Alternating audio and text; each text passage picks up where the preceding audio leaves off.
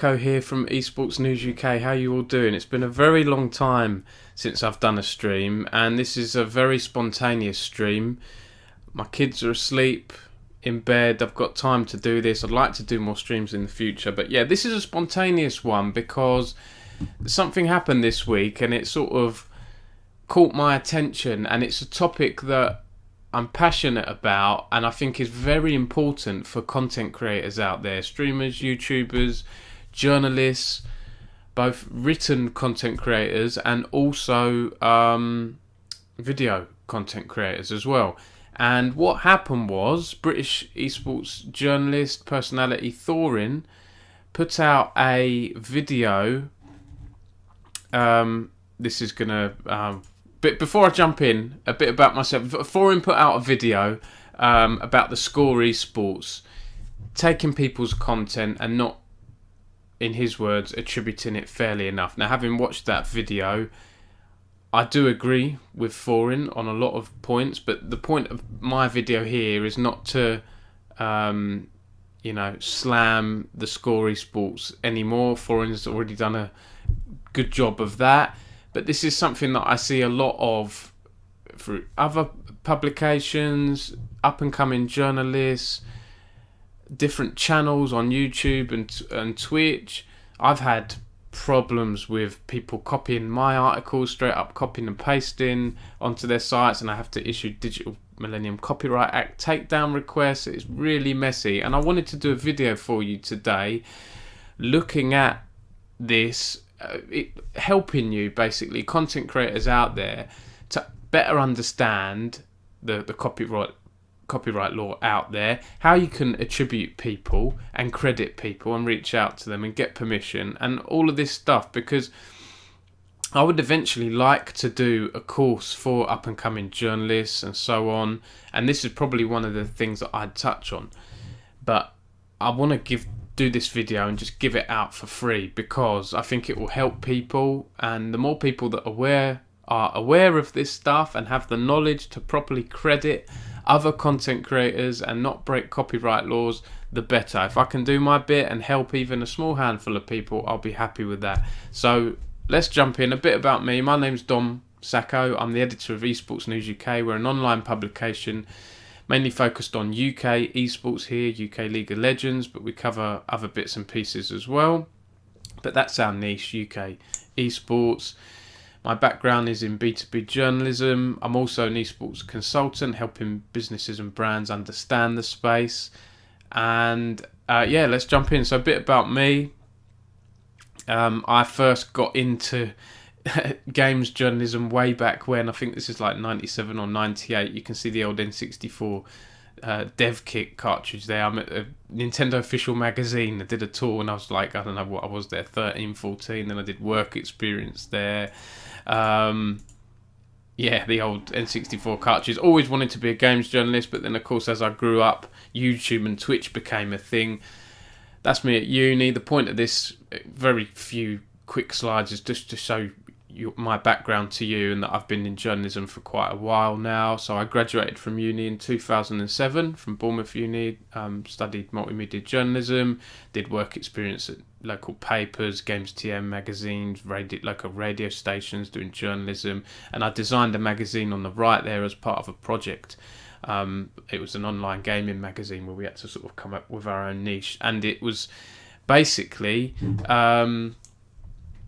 I ended up winning an award for it, which inspired me to launch Esports News UK years later.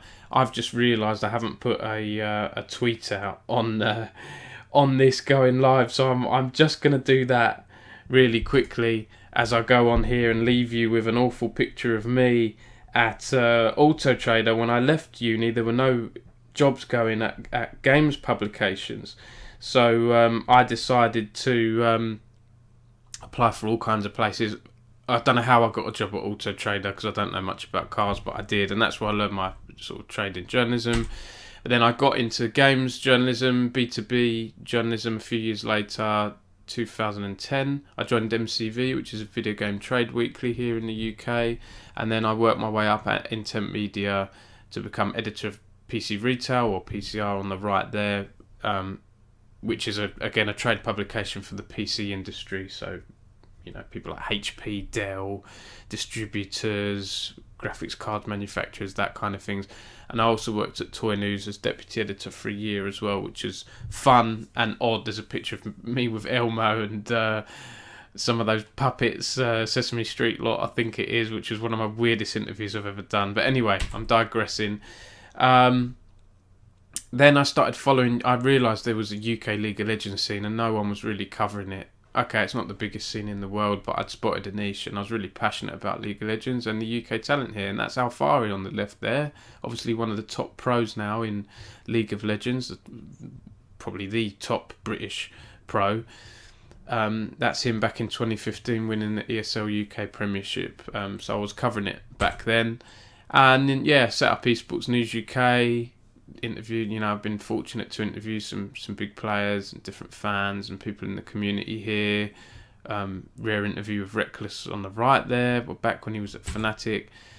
Got picked up by the British Esports Association in 2016, and I worked there for 4 years as head of content, and while I was doing Esports News UK in my spare time. And then early this year I managed to take it full time, Esports News UK. It's tough. I've got 3 kids and everything, and some months are better than others. You don't always get the ad campaigns in, but yeah, it's good fun. So that's a bit about me. I'm just gonna put a tweet out. Let me get rid of this PowerPoint. So yeah, if you haven't checked out Thorin's video, please do. It's this title here: Many Accusations of Plagiarism, Hack Scum Parasites, Thorin versus the Score Esports. So do check that out. I'm just going to do a quick tweet saying, doing a spontaneous stream on offering advice to content creators around copyright and permissions when creating content. And I'm just going to put this, so bear with me, anyone who is watching this live. Twitch.tv/esports news UK. There we go. Inspired by this, offering advice to content creators around copyright and seeking permissions when creates content. Okay. So yeah, I've just tweeted that out. If anyone is talking to me, by the way, I apologise because I don't have this open here. I'm trying to. Here we go, live. Okay, I've got 1 viewer apparently. So thank you, whoever this is watching. So I'll try and keep this open as I go. So yeah, watch the Thorin video if you haven't done already. It's a interesting video. I think it's valuable and important. Now I'm going to jump straight in. So I've talked about who I am, Thorin's video, how to credit journalists and publications with links. It's really simple. This is for written journalists out there. I've given an example here. This is a story about a UK Rainbow Six coach who was cleared of assault early this year. So this story first happened back in June, and then it sort of concluded in September, so the other week. I've done an update. Siege GG did the brunt of the work around the update, and they got a statement from Greater Manchester Police. Now, I'm not going to just use that statement from Greater Manchester Police and chuck it in my article, because that statement was sent to Siege GG. Now, I could go to Manchester Police, and I did, and they were pretty hard to, getting the blood out of a stone. I got quotes out of them back in June, but doing it this time around was pretty difficult. They sent that statement to Siege GG. Now, I can go to Manchester Police and hound them, and if they don't get back to me in hours, the news is getting old. So I just included the quote that Manchester Police sent to them, and I attributed it to Siege GG because they're the publication that broke this quote to the public. It's a really short quote, right? If it was 4 or 5 paragraphs long, that's a bit cheeky if I copy and paste the whole thing. It's one sentence, right? That's fair. And I've just attributed them really simply with a link. Greater Manchester Police said in a statement sent to Siege GG, and that link goes through to the Siege GG article. Okay, so yeah, it's really easy, right? Really easy to put a quote in there. I've got another example here of this is back in 2016. Team Humour. Riot have banned Team Humour as former coach claims he's still owed £18,000. This was something that was broken by Jacob Wolf back when he was at ESPN. Again, news has happened based on a rumour or based on information that was first broken by Jacob Wolf. I could have just linked to Riot's statement here, right, on their website or wherever it was. Riot said in the statement, here we go, I've linked to their website, Low Esports. Right, this it's not updated now. I need to update that link. But at the time, it went through to it. I could have done that, but no. Jacob Wolf first broke this story, so I'm going to credit him here. This confirms news first broken by ESPN reporter Jacob Wolf. You can just put ESPN, but I've put Jacob Wolf in here because he was all over this story. So I'm going to give him extra credit here. I'm going to give the name of the publication and the journalist. So yeah, there you go. There's another example.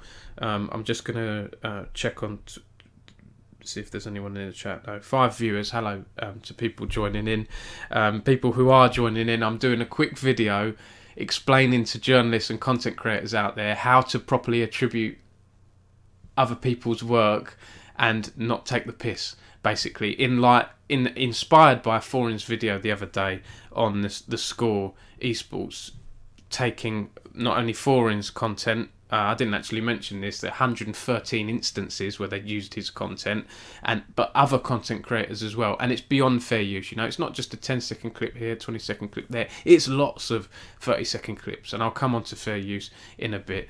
So yeah, there you go. I've attributed Jacob Wolf in that article. This was from a few years ago. It's an easy link. Some people out there, Daily Mail, other publications, I've noticed they sometimes attribute other publications. They don't put a link in. To me, it's just lacking common courtesy, right? It's like a sort of unwritten rule. It's like a, respect among journalists, respect among peers. If someone's broken a story, link to them, link to the source, explain who the source is and what they've done, and then you can tune it in for your readers a little bit more. My readers are UK esports fans and people that work in esports and are interested in it here in the UK. So I might tweak an article to be more in tune, more focused on them. What they want to see. But yeah, so there's a few examples there. Now I'm going to come on to images as well, because the amount of people I've spoken to that don't understand copyright law around image use is pretty astounding. Like, no disrespect, I've worked with some great people. It just doesn't seem to be taught very well, and it just people just think they can go on Google and take images. And I'm going to tell you a story why you shouldn't do that. You shouldn't just go on Google.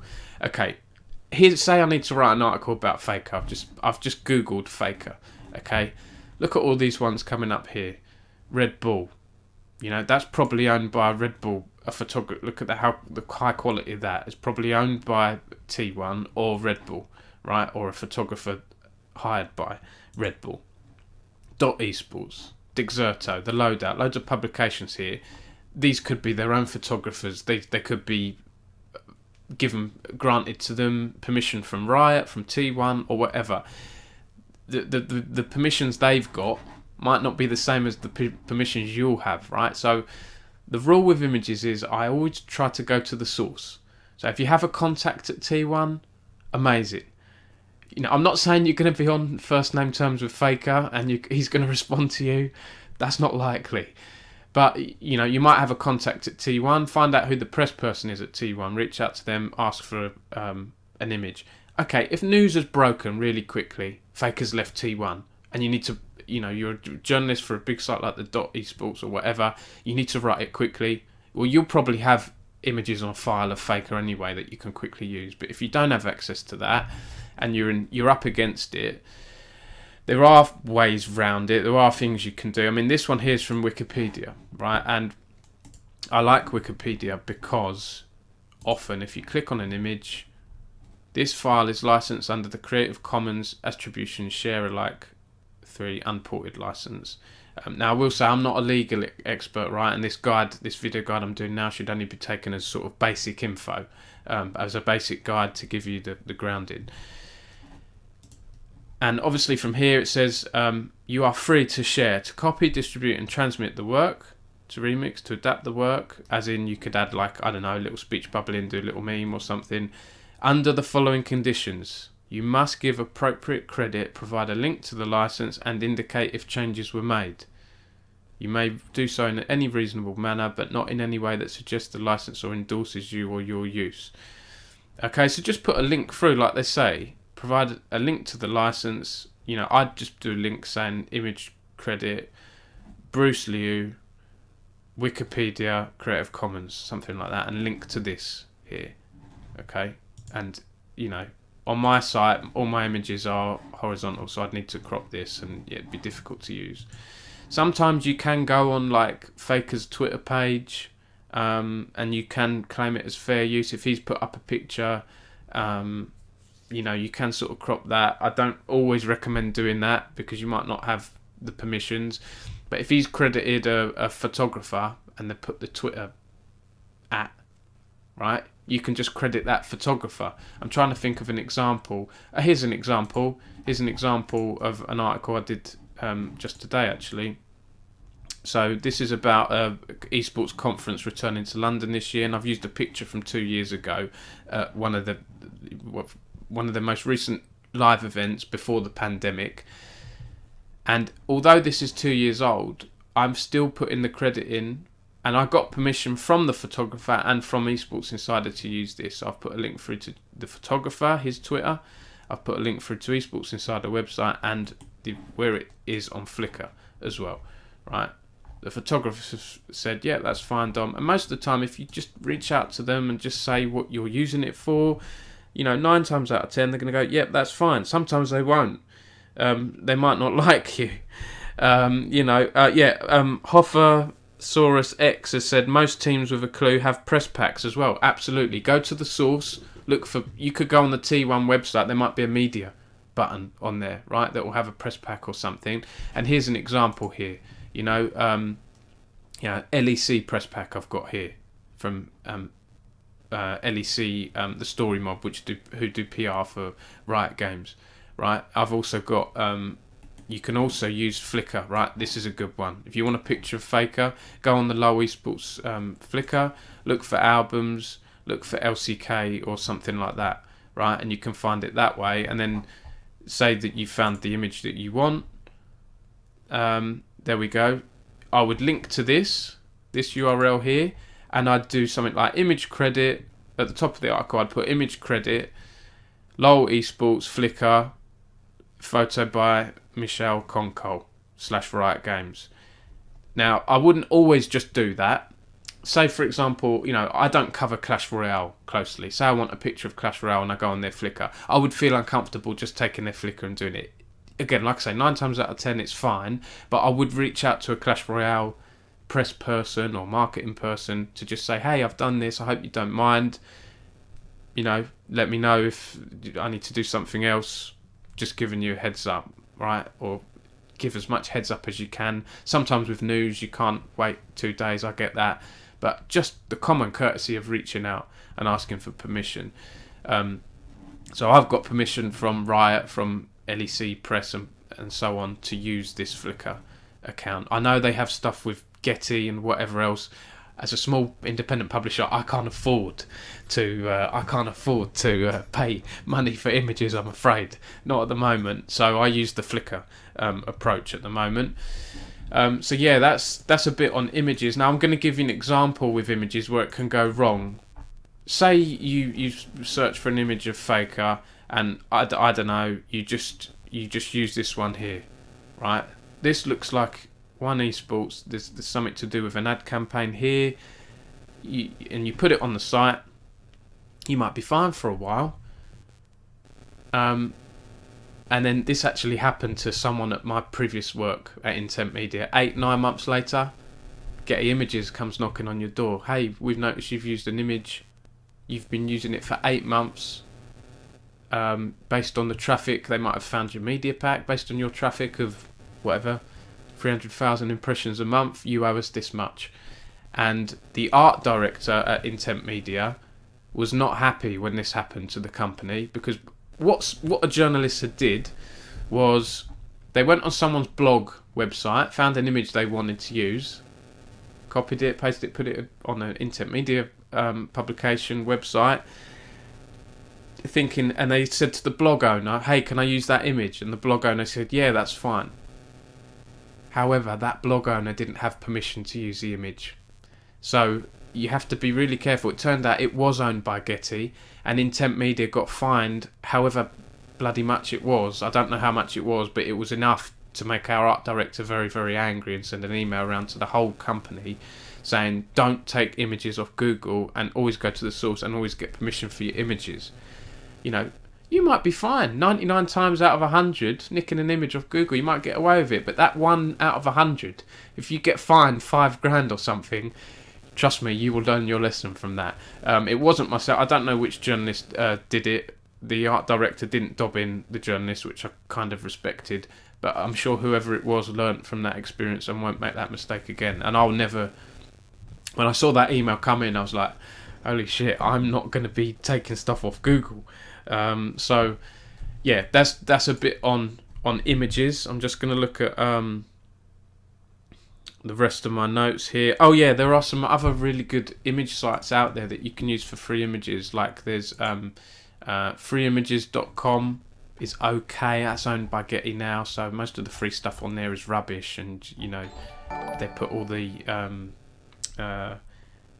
premium ones up there to make you to spend money. Someone's just followed or something, but I missed it, so thank you whoever that was. So yeah, Pixabay is another site out there that you can use free images, royalty-free stock. Again, there might be premium ones on there. I don't use Pixabay. I use there's Pexels as well. I use Unsplash.com. I find this is very good. The internet source of freely usable images. I've got a feeling this is blooming owned by Getty now as well. I was on here the other day. Like, say I want to use, I don't know, say I want to use this image, this woman meditating or whatever by the sea. There we go. Free to use under the Unsplash license. I can crop this, you know, down. All photos can be downloaded and used for free, commercial and non-commercial purposes. That's great. That's a good distinction there, because editorial, as I understand it, is non-commercial if you use it in an editorial article. Yes, you have advertising around your article perhaps, but it's being used editorially, non-commercially. If you took that image and put it, if you took that image and put it on a marketing campaign to sell your product, to sell your yoga program, that's commercial. Right, but this is the great thing about Unsplash. This photographer here, Susanna, she's given people permission to use this commercially and non-commercially. No permission needed, though attribution is appreciated. So that, you know, Unsplash, really recommend it. I've spoken about Flickr. Videos. Now, there's a lot of YouTubers out there that just take videos, and I get it. Fair use. If you want to do that stuff, you've got to go down. This video is I'm not going to go into the nitty-gritty of copyright claims that come up on YouTube. I'm not an expert there.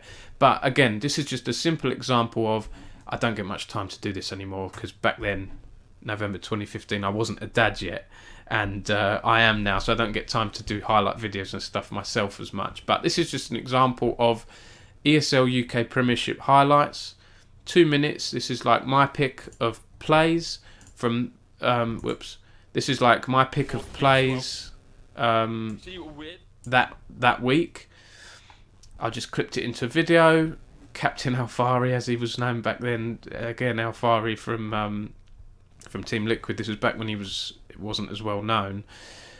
You know, I reached out to ESL and I just said, hey, do you mind if I use, you know, I take some clips from your broadcast, your 3-hour broadcast, just do 2-minute clips, and I attribute you or whatever else. They're like, yeah, that's fine, Dom. There you go. I put streamed on ESL UK LOL, and I put a link through, to the ESL UK Premiership website. Really easy. I had a contact here. So if you don't have a contact, just reach out. I'm going to show you how to do that now. So here's an example of, say, I don't know, Footwiz Ethan H here, right? I'm following him. He's not following me, but his DMs are open. Say he's done a tweet longer. Say he's done, I don't know, a blog post, 1,000-word blog post, and I really like 4 paragraphs from it. I want to use 3 or 4 paragraphs in my article. You can take them and link through to the tweet longer, but it's always best practice to reach out. You know, I like to give, as a journalist, I like to give people a heads up. I'll just DM him and say, hey, Ethan, I noticed you did a tweet longer. You know, depending on what it's on, I might message him and talk a bit about it. You know, I thought it was interesting you were talking about whatever the topic is, you know, UK FIFA talent, lack of UK FIFA talent, whatever it is, and I want to highlight that in an article. Just wanted to give you a heads up. Hope that's cool. What do you think? Again, 9 times out of 10, hey, yeah, that's fine. Thanks for reaching out to me. The amount of people I reach out to as a journalist and ask and say, hey, I'm thinking of doing an article on this, just wanted to give you a heads up. Like, you're the first journalist to have reached out to me like this. Thank you. Even if it's not a nice thing, you know, I've had to reach out to people covering things that aren't that nice, you know. I don't know, whatever. Someone's threatened to sue them over something or whatever else, not a nice thing, contract problems. Right, as long as you're polite and reasonable and you reach out. If they say, hey, I'm not talking beyond my tweet, that's fine as well. Just respect it and, you know, just maybe take a few sentences and then link through to the person's tweet longer. Now, Ethan hasn't done anything here. I just found someone before I'd started this video that doesn't follow me, that his DMs are open. Look at all the ways I can get through to him if I want to use, say he's a journalist and I want to use his content or use a 2-minute clip or whatever in my article or my video. I can DM him. Okay, he hasn't got back to me after 2 hours. I can DM Footwiz, who he plays for. I can DM Stellar Esports, who he's managed by. Look, this guy's great. He's even got an email here, right? Inquiries. There's no excuse, guys. There's no excuse for not getting permission and so on. And I want to give you some examples now. So these are examples of, you know, we've done attribution. We've done, you know, okay, Jacob Wolf broke this news. Here's a link through to Jacob Wolf's article. We've done that stuff. Now, what if you get, here's a couple of examples here. This is an article I did back in April that kind of blew up. Richard Lewis contemplates retiring from esports. Quote from Richard. Now, he did a video, a stream, and I was watching it, and I noticed that around, there we go, 20-minute mark, he started talking about, you know, I think the esports ride should come to the end for me in the next year or two for sure, and he gave me some quotes, and I was really surprised by this because I respect Richard, and I was surprised. Now there's a UK angle because he's a British journalist in esports and everything, and you know, there's quite a few quotes he said in that video. I could just take the quotes and just publish. I just gave him a heads up. I just DM'd him. I said, hey Richard, you know, yeah, sorry to hear you're thinking of moving back away from esports. I was thinking of doing an article on this, wanted to give you a heads up, hope that's cool. And again, 9 times out of 10 people said, yeah, that's fine, thanks for, you know, giving me a shout, or whatever it was, whatever Richard said at the time. Then I did an article. And also, you know, it's just good practice. If you reach out to people and say hi, you're more likely to make contacts with them, you know, which is good. It opens doors for the future. If something happens with Richard in the future, I've made that connection. You know, I would say try not to be afraid to reach out to people and say hi, because again, 9 times out of 10 they'll be okay. You know, and just treat it. You know, if I'm reaching out to someone who, and it's a difficult circumstance, or you know, like I say, someone's getting sued or something horrible's happened, just, you know, be a bit polite and empathise with them. You can go in hard. I'm doing an article on what you've done wasn't great, blah blah blah. I always try and distance myself from whatever my opinion is on that matter and just take the journalist route and sit on the fence. Now, okay, you can be a critic, you can go in hard. I'm not going to go on a tangent there, but the fact is, the point is, I reached out to Richard. He said, yeah, cheers for letting me know, and I did an article. And I wanted to reach out to him because I've used a lot of his quotes from his stream. And I've put here, in his latest video covering the FBI's investigations into CSGO match fixing, links through to his video on match fixing. Okay, it's just really easy to attribute someone and so on. Here's another example I've got here. This one is on Frankie Ward, Eyesmore, Dota 2 work. I'd love to do the international. Again, another British personality in esports. Good angle for me. Interesting. I thought, someone that's done historically a lot of CSGO stuff and other games. I thought, that's interesting. If she wants to do the international, one of the biggest esports tournaments out there. Now, I heard about this when I was listening to a podcast she was on. And I was listening to the podcast and I heard these quotes. I thought, that's interesting for a news story. So I reached out to Frankie and I reached out to Dan. And what I do is when I reach out to people, because you might think, oh, but you've got to wait for them to get back to you, Dom. Yeah, but if you reach out to them first, just send the message and then start writing your article. By the time you've written the article and saved the draft, they might have got back to you in that time. And if they haven't, if there's 2 or 3 people you've reached out to, it's likely you're going to get one. I was lucky on that occasion. Both got back to me, said, yeah, that's fine. And the podcast person, Dan Offen, said, could you link through to the podcast? I was like, yeah, I was going to do that anyway. No problem. I've put it high up. Some people out there, some editors will say, don't put about links high up on your publications. I don't think people mind too much. And in this case, it's a podcast. People might not want to sit and listen to an hour podcast. They might want to just read the quotes, maybe bookmark the podcast and load it up and listen to it another time. Don't be afraid about people leaving your site because no one else had covered this story. So where else are they going to go? They're going to go to the podcast and maybe keep this open in the background. It doesn't matter, So I've put it high up. I've put the name of the person who conducted the podcast and the name of the podcast, and it links through to it. Easy. So yeah, that's attribution. Point 3 here. I've done point 3, how to ask for permission. Point 4, DMCA takedowns and European Copyright Directive. Now this is important here. How copyright protects your work. This is the first thing you want to know. Some people out there, they don't understand this. They might think, oh, you've got to get your thing copyrighted. You've got to pay this money. Copyright protects your work and stops others from using it without your permission. You get copyright protection automatically. You don't have to apply or pay a fee. There isn't a register of copyright works in the UK. You could create a blog right now, start writing. It's copyrighted to you. If you own the website and as long as you put your byline in there, by Joe Blogs, September 27th, 2021, it's clear that that's your work. And anyone who copies it after that point, if they copy paste the whole thing on their site, you have proof that you did it first because you've got the date and time. Most sites will have a date and time on there. If I go into the back end of my website, Esports News UK, I can look at articles when they were made, date and time, and on the front end there'll be the date. Right, August 1st, 2017. I'll come on to that in a bit. Now, it gets different and messy. I'm not a legal expert. When you've got a business and you've got a logo, if you're an esports org, you want to trademark your logo. I have trademarked the Esports News UK logo just to protect it. That's just to stop someone else launching a company called Esports News UK, Super Duper Limited, and using a different logo and then saying to me, hey, you're using our Esports News UK Super Duper Limited logo that we've trademarked. If I don't have that trademarked, I can get into a mess that I don't want to get into. That did cost me, I don't know what it is, 150 quid, 170 quid, something like that, but it's worth doing.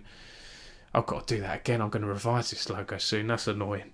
But anyway, that's another topic. So yeah, that's how you copyright your work. There are some funny things people have done where if you're really worried about copyrighting something, there's this old idea that you can print it off, post it to yourself, and don't open the letter. And then you've got proof there. If anything goes into court, you take that letter to court. You say, here's proof that I did this first on, this is dated on September 27th, 2021. This person who says he made it first, or she made it first, is dated January 2022, right?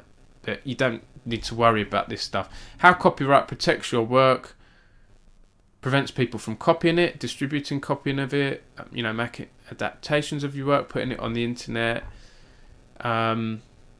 You automatically get copyright protection when you create literary, dramatic, musical and artistic work, non-literary written work such as software, web content and databases, right? Web content we're looking at here, film and TV recordings, broadcasts, Twitch streams, YouTube, okay?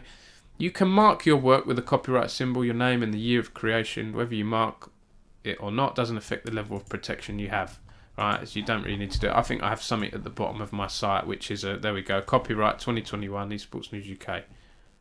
It's, you know, really I should put 2015 to 2021 there, which shows, but I have proof that the site has been going since 2015, Wayback Machine, all that stuff. So yeah, read up on this. This is all on the gov.uk website. Really simple stuff here. How long your copyright lasts. This is mainly for film and TV work. License and sell your copyright. Stop people using your work. I'll come on to that in a minute around this, because I think this is more, they're talking about work like films and stuff like that. Fair use. You've probably heard of this. What is fair use? You know, say you've done a video on a topic and you want to use a 30-second clip from another video. You can argue you're using that with fair use. If you're doing a Star Wars commentary and you've taken 10 minutes from the latest film, it's going to get shut down by Disney, isn't it? I'm not an expert with this. You could use a 5 or 10-second clip and it'd be okay, but if you use half the film, forget it. It's probably going to be difficult unless it's a really old film. But I'm not an expert with that. But this is an interesting story. I remember this. This is 4 years ago now. H3 Productions won this landmark case against this guy. Who was it here? Matt Hosseinzadeh.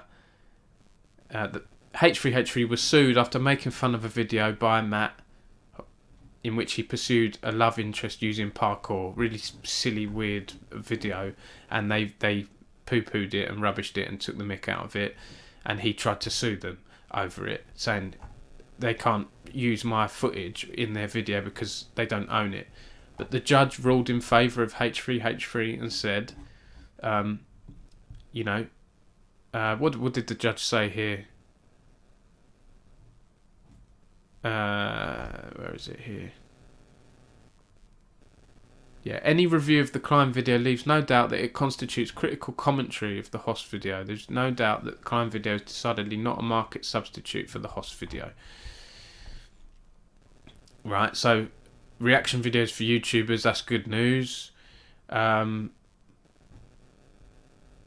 the court is not ruling here that all reaction videos constitute fair use. You know, you can't just do what H3 did. The context might be different, right? If you're doing about a different topic, this was a comedic sort of video, taking the mick out of someone's weird video, right? It could be drastically different to reporting, I don't know, a minor who's been involved in a serious crime or something, right? Yeah, the judge called, client Ethan said, the judge called our method of criticism quintessential, which is a huge win for us and the YouTube community. I'm extremely grateful to everyone who supported us along the way. So yeah, go by all means, use fair use. But in Thorin's video, where he talks about the score esports, using his stuff 113 times, 30-second clip here, 30-second clip there, 20-second clip there, you could argue that's not fair use, because how much is it you're taking? You know, I've credited Jacob Wolf of Esports. I've probably credited him, I don't know, 8 to 10 of my articles since I've been producing Esports News UK articles. I've probably done 2,000 to 3,000 articles in the past 5-6 years. 10 I've credited Jacob Wolf. If I'd credited Jacob Wolf in 1,500 of my articles, that's when it starts to get silly. You know, that's when it's just, my website is, I might as well call it jacobwolfnews.com, right? That's not fair. So yeah, but again, I'm not a legal expert, but just the basics on fair use there. And look, I've been passionate about this for ages. This is an article I did 4 years ago where there was this UK esports org who were just copying and pasting articles from my site, from Esports Insider, from other websites, and they wouldn't listen to us. And we were telling them, you can't do that as plagiarism. It's like, no, it's the internet. And I can't remember what weird excuses they had, but I knew their excuses didn't stand up. It weren't backed by law. And eventually, even with all this silly stuff, these comments are slanderous, do not reflect the nature of our business, our legal team are available, like talking like they're super professional when it's a bedroom org. Like, all their tweets are deleted now. They never got back to me, by the way. They said, we're going to put out a statement on why we're okay to republicise all your articles. They never got back to me, and they disappeared from the internet. So I'm passionate about this stuff, and I don't want to like, slam these people and have a go at them. This is the point of this video. I'm trying to educate people so we don't have this stuff that happens in the future and people don't get burnt and feel embarrassed or whatever else, So so coming on to DMCA stuff, there's a couple of things you can do.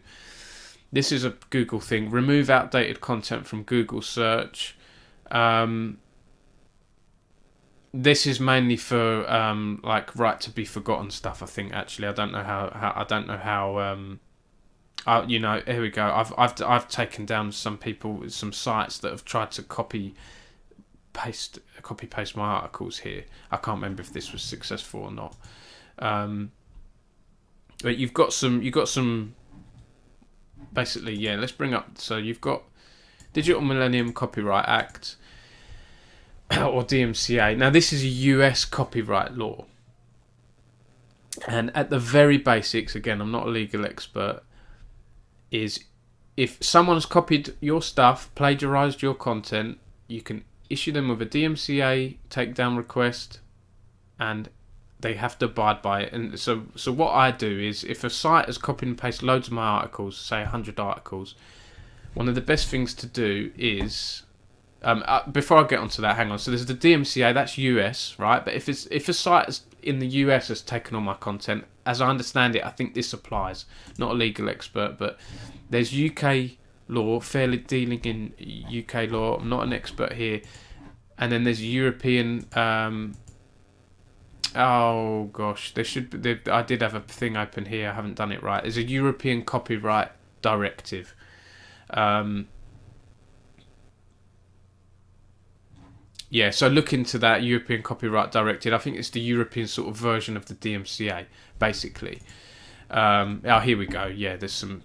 I'm not super up to date with this. The DMCA stuff seems to work for most of the time. What I do is when I contact a web host to try and tell the person who's using that web host, who's taken my stuff, that their content breaks international copyright law, because you're being a bit loose there, but it's the truth. It breaks international copyright law. It's either breaking the European Copyright Directive or the DMCA or whatever else, right? It's breaking some kind of copyright law, and they usually abide by that.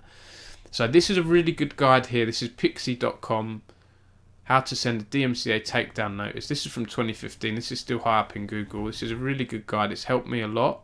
It explains what DMCA is, what protection it offers, and importantly, how to use this to get someone who's taken your content to remove that content. Or if they don't remove that content, their web host can basically shut down their site or delete those pages off their site. They have the power to do that. It's very useful. It's time consuming. It's bloody annoying. I have to do this, I don't know, every few months, but you have to protect your work, because I get to the point where I'll type something into Google and I'll type in, I don't know, League of Legends UK NLC hosts, right? And I know that I've done a few articles on that. Sometimes I see random sites that I've never heard of up there above my site, and it's like, hang on a minute, they've copied and pasted my whole article. There's one at the moment, actually, which I want to show you, which I think is gaminghybrid.com. This site is just ripping off so many. There we go. They've ripped off an article I wrote earlier, copied and pasted the whole thing. They're ripping off other esports sites. Let's see here. yeah, they're ripping off other esports sites. They've copied pasted my whole. They've put source link, but this doesn't save them because they've copied and pasted the whole article pretty much. Look at these. Look, they've ripped this off. This is Esports Insider, I think. Yeah, Esports Insider. They're ripping it off. I can't contact. First of all, with DMCA, I reach out and I do a polite email to the people that have copied it off me, and I say, hey, I've seen you've copied my article or series of articles which technically breaks international copyright law. I'm asking politely, please could you remove it, any copied and pasted articles from my site, as it affects my livelihood. Thanks. If they don't get back to you, or they come back with the amount of people that have tried to argue with me, no, it's just the internet, I can do anything. I don't go into it too much. At that point, I don't get into an argument. I just contact their web host and I say, this site that you're hosting are breaking DMCA, breaking copyright law. Then the web host deals with it, and then magically those pages get disappeared, or sometimes even the whole site gets taken down, because when it becomes a legal thing, they get scared most of the time, the sites. So yeah, follow this. This is good. When should I send the DMCA takedown notice? Things to consider before. There we go. Determine where to send it. The agent. So there we go. Many sites, like social media sites, have a designated agent within the US Copyright Office. You can search through there. The site's web host. So they haven't included the people themselves. I like to go to the people themselves. Sometimes I did get one the other week. He said, oh, very sorry, I wasn't aware of that. And they took all my stuff down. That's fine. That's the polite, easy way out. The site's web host. This is where I get most success here. You can find someone's web host, usually, by going on this Whois tool, putting their website in, searching, and it will come up with whatever, GoDaddy or whoever else. Now, with this gaming hybrid one, there's no contact part on the site, and they've masked their web host with Cloudflare. So I've had to put a request through Cloudflare now saying, can I find out who the web host is? By law, you have to tell me because they're breaking my copyright. And I'm waiting. They've been pretty useless, Cloudflare. I'm going around in circles with this site at the moment, but I will get there eventually. And then contact the site's web host. Usually they will have their own page on their web host, right? Like if we just go on GoDaddy now, right? There should be. I will say as well, you want to find the web host, not the domain provider. I think GoDaddy is a web host as well, right? But there will be somewhere on the GoDaddy or the web host website that has, it will say something like abuse. So it might be under legal or so I'm going to go to contact us, and then usually they'll have something. So they've got all the phone numbers here, but they'll usually have emails. Usually there'll be a section that you can contact. Let me just click United Kingdom here. So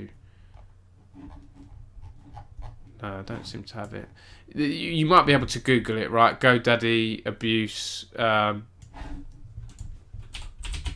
They don't always make it easy for you. Oh, there we go. Reporting abuse. Here we go. Okay, no, this is just a blooming forum thing. So okay, this not a very good example I've done here, but typically you'll find something like, I don't know, GoDaddy. Let's see if I put in DMCA here. Here we go. Trademark copyright infringement. This is it.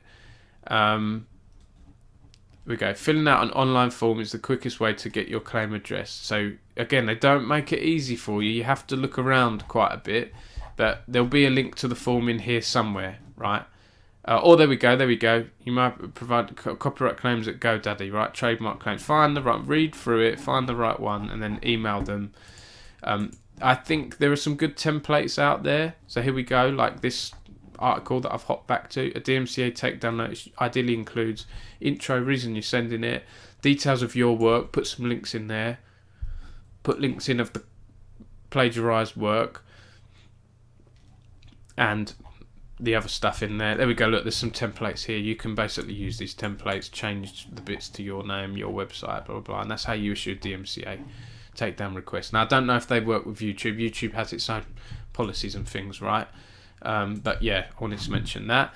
And then lastly, this is an interesting topic here around images.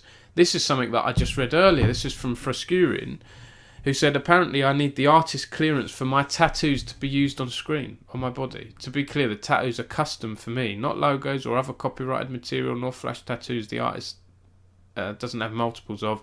They were hand-drawn on me at the time of tattooing and only exist on me. And Jackie Collins, I think from Riot, said, yep, as far as I know, it's because a tattoo artist sued a TV show a few years back. When I was an extra on Ballers, they sent me to the makeup trailer to cover every single tattoo. And Frascurin said, I honestly don't know what I'm going to do when I go on TV. It sounds crazy, doesn't it, this? This is copyright. People don't really know about this stuff. It's absolutely crazy. Yeah, if you get a tattoo on you, make sure you talk to the tattoo artist beforehand around this stuff and permissions. Now I'm going to give you an example here of this, a good example of this. This is around images. Because if you get an image commissioned by an artist, you might think you own that piece of art. Most of the time you don't. It's kind of like when you play a video game, right? When you buy a video game, you don't own that copy of the game. You've bought a license to play that copy of the game for personal use, right? If you read it's not instruction booklets anymore, but if you read the terms and conditions and that and the online booklets, that's basically what it will say. Artists do a similar thing. So I had a picture commissioned from this artist, and shout out to Nariel because she's really good. So you can see here, I did a Warcraft fan fiction geeky thing last year, and I commissioned this picture from her, which was really cool, and she made it very clear at the start, and I'm going to run through this now because this might help you with tattoos, with images and things like this.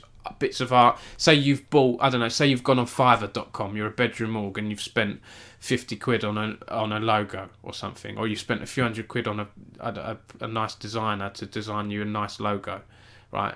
Be upfront, be clear with them, check that you own the logo. If you're an esports org, you want to own your own logo, right? You might have to pay a bit more to own it. But yeah, basically, on Nariel's website here, narielart.co.uk, if you scroll down here, terms and service, okay, client requirements, blah, blah, blah, rights. All rights and ownership of the artwork remain with the artist unless agreed otherwise. Okay, so Nariel owns the art. Rights, licenses and ownership can be purchased at an additional cost. So with this that I used on the cover of my book was free, right? Because it was Warcraft fan fiction. There's no way I'm going to go near Blizzard's legal team. It was just for free. I don't own this. If I had written a book that was my own original work and I wanted to use Nariel's image, I maybe would have been able to pay her more for me to own that image, right? But I didn't. I just paid her the flat fee, and she owns that image. She can do what she wants with it. And she's made calendars with, other art she's done. That's fine. I don't mind at all. She owns that image, and it's in the terms and conditions, right? Nariel owns it unless ownership can be purchased at an additional cost. The commissioned artwork is for personal use only. You cannot alter, modify, distribute or use it for commercial purposes unless agreed otherwise. Again, so if you're an esports org, make sure you're talking to whoever's designing the logo. Limited uses license given to the client. Again, that's just personal use, right? Look, you can print it out, hang it up on your wall, put it on your social media avatar, fine. Minor changes like cropping are allowed. Do not edit out my signature or my watermark.